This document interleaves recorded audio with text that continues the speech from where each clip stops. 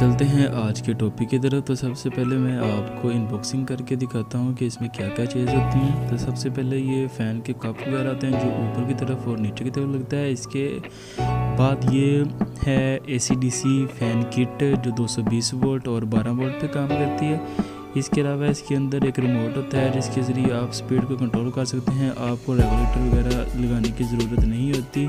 इसके अलावा एक छोटी सी इसके अंदर लीड होती है जिसके ज़रिए आप रिमोट को कंट्रोल करते हैं और एक मोटर फ़ैन होती है। इसके कनेक्शन करने के बहुत ही आसान तरीका है। आप घर बैठ के बहुत ही आसान तरीके से इसके कनेक्शन कर सकते हैं।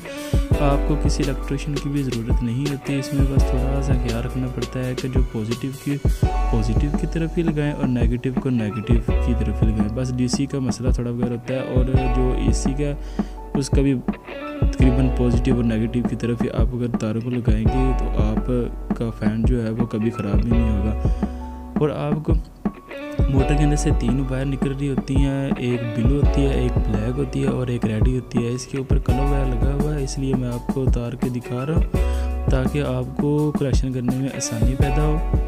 और एक वायर होती है जो ऊपर किट की तरफ लगती है और मोटर की जो तारें होती हैं इनको आपस में जोड़ा जाता है। आप ट्राई करें कि जो इनके जॉइंट वगैरह हैं इनको कनेक्टर के ज़रिए आप ही जोड़ें ताकि आपके जो वो जोड़ वगैरह हैं वो ख़राब ना हो जाएं और लूज़ वायर ना हो ताकि स्पार्क ना हो और आपका जो फ़ैन है वो ख़राब ना हो।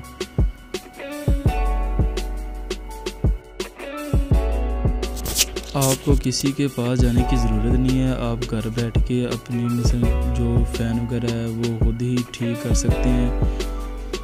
हमारे चैनल को सब्सक्राइब करें और इस वीडियो को शेयर भी करें, लाइक भी करें, कमेंट भी करें।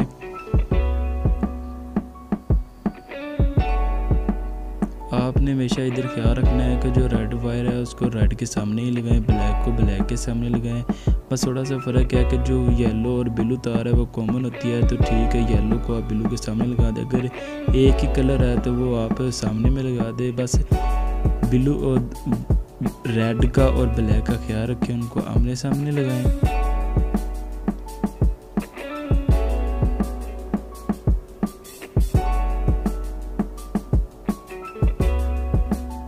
और इसमें एक 1.5 फुट का राड होता है। अब इसमें पहले आप किट को लगाएं, फिर इस ऊपर जो कप होता है वो अंदर डालें। इसके बाद इसके अंदर जो वायर वगैरह है वो डाल के इसको कस दें। बिल्कुल आप टाइट करके इसको कसें ताकि फ़ैन वगैरह को मसला वगैरह ना हो या गिरे ना।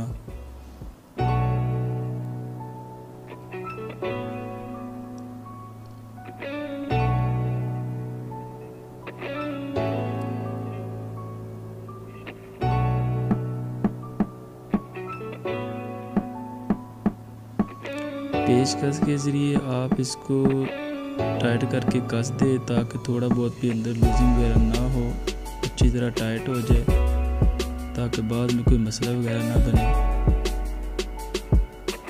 कोई इतना मुश्किल काम नहीं है, आप बहुत ही आसान तरीके से फ़ैन को लगा सकते हैं। और इसके बाद जो कप वगैरह है इसके अंदर एक पेच को लगाएं और टाइट कर दें ताकि जो राड वगैरह हो उसको पकड़ वगैरह आ जाए।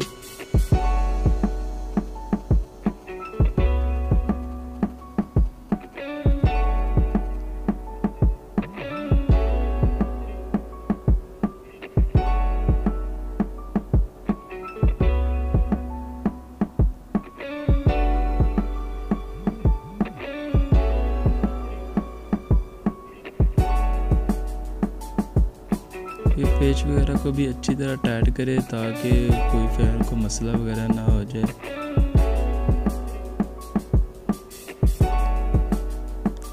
इसके बाद आप ये पेज आराम से खोलें और इसके ऊपर आपको इसी तरीके से आप ये पर कस दें। कोई इतनी बड़ी बात नहीं है।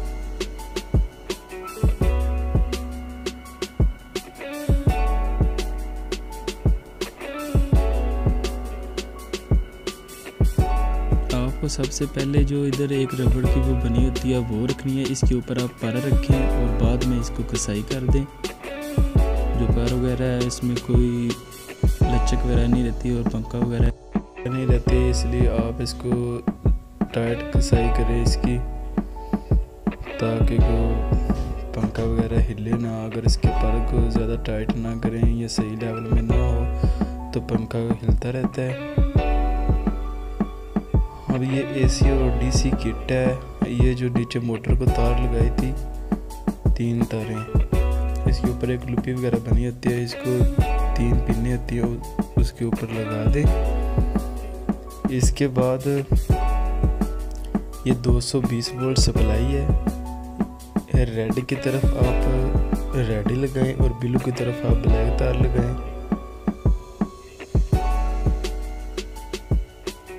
इसके बाद इसके ऊपर अच्छी तरह आप टेप कर दें, या बेहतर सबसे यही है कि आप कनेक्टर के ज़रिए लगाएं ताकि इसमें कोई स्पार्क वगैरह ना हो। इसके बाद ये 12 वोल्ट सप्लाई है, तो जो डीसी की तार वगैरह होती है उसमें आप ये वाला जो हिस्सा है ये पॉजिटिव को शो करता है, इसलिए ये तार को आप रेड की तरफ लगाएं और जिसके ऊपर ये लाइन वगैरह नहीं होती वाइट, उसको आप ब्लैक की तरफ लगाएं।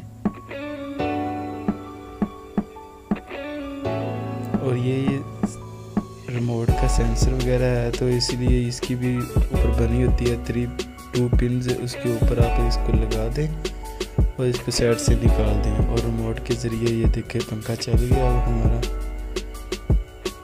बहुत ही आसानी से मैंने कनेक्शन किए हैं, आप भी बहुत आराम से अपने कनेक्शन कर सकते हैं।